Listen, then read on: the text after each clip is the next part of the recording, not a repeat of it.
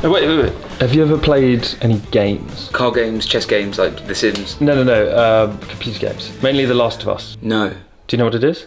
Yes. So this morning I'm doing a little bit of research into gaming, specifically The Last of Us 2, which has just been released and is being hailed as the most accessible game of all time. That's a very good thing. Now, accessibility in gaming is something that able-bodied people don't have to think about, but people within the disabled community will of course be into gaming in various different capacities. Quite frankly, I didn't know that gaming could resonate with someone on such a deep emotional level. Looks just like a bit of fun, but then I saw Steve Saylor's reaction video to The Last of Us 2, and it was really quite moving. I think we constantly see YouTubers outpourings of emotions. I think we're oversaturated with this idea of watching gamers. But this video from Steve was about genuine emotion. It wasn't about what was happening in the game. It was about what the game was setting out to achieve for people that couldn't play it in the traditional sense.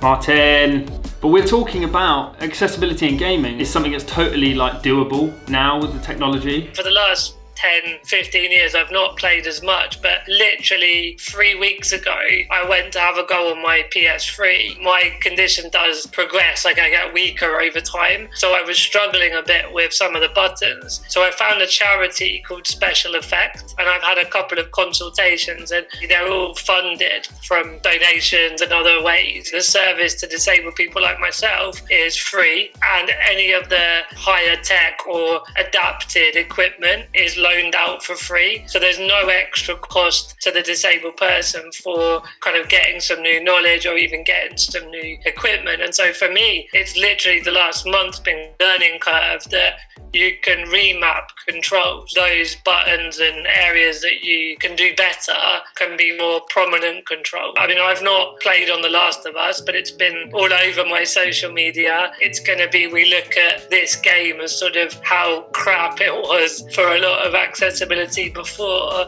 There are people that don't have a disability that still find remapping the control or having subtitles with arrows is just helpful for different reasons. And so it's quite cool that, yes, it does acknowledge disability as a large market of gamers, and there's absolutely the business case that we talk about at Purple Goat a lot, but actually it benefits everybody, and that's really awesome.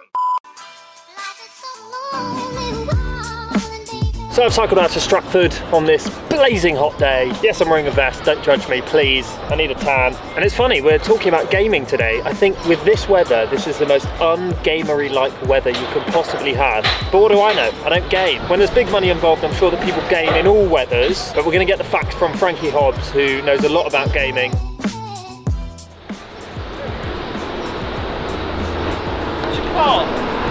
I came on my bike. Oh, that's not good. Why? You only came out here because of your car. I didn't. I came to see you. I can't drive in weather like this.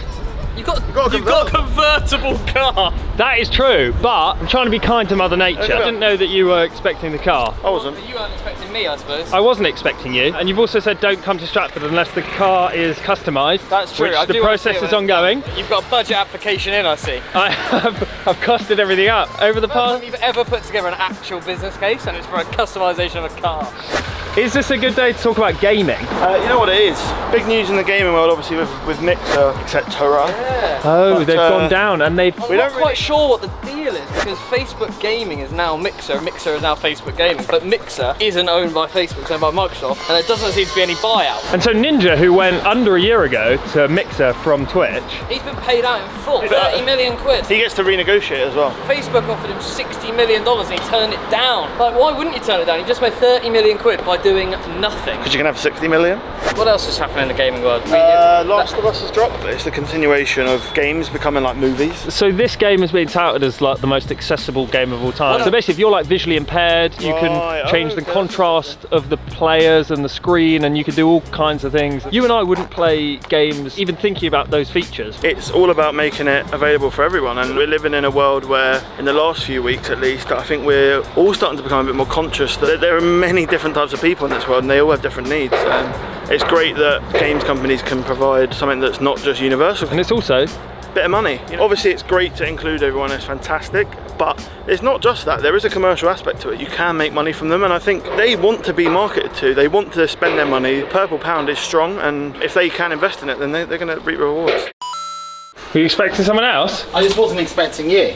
What do you mean? You've been texting me every 3 minutes I didn't think saying, you were gonna be here. Where, oh, because you think I'm bad with time management. Sam, I've come here because you're in the gaming community. I am what some people would call a gamer, yes. I've come here to talk about accessibility in games. As you can see, I wear glasses, and I'm also half deaf. My right ear doesn't work. So accessibility in gaming is something that I'm a big fan of, and I love to see when companies do more of it. In particular, I'm really impressed at the moment with what Naughty Dog's done with The Last of Us 2.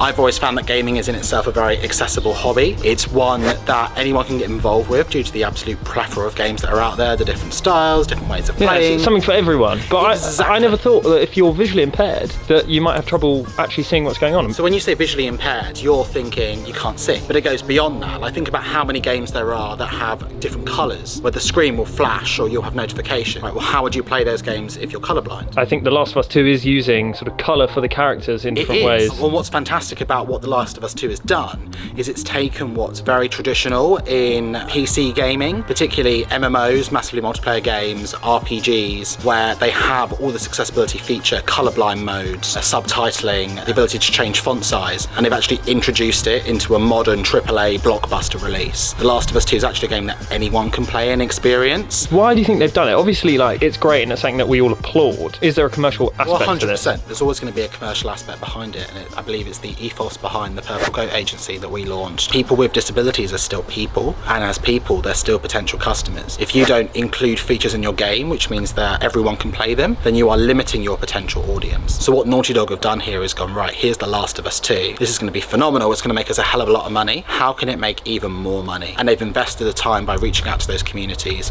talking to experts within them, and understanding what changes they can make to their games to make them accessible to as many people as possible.